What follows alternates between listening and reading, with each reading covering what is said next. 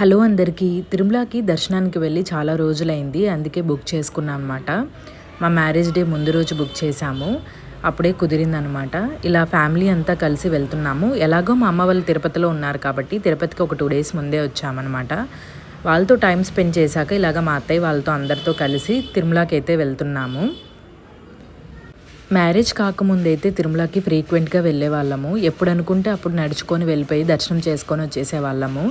Yearly thrice కానీ 4 times కానీ వెళ్ళే వాళ్ళము. అంత ఇష్టము వెంకటేశ్వర స్వామి అంటే. కానీ మ్యారేజ్ అయ్యాక దూరంగా వెళ్ళిపోయాం కాబట్టి అసలు దర్శనం చేసుకోవడానికే కుదిరేది కాదు. కానీ ఇయర్లీ వన్స్ అన్నా చేసుకోవాలనిపించేది. ఎందుకు తిరుమలకి వెళ్తే మనకున్న ప్రాబ్లమ్స్ అన్నీ మర్చిపోయి చాలా పీస్ ఆఫ్ మైండ్ దొరుకుతుంది.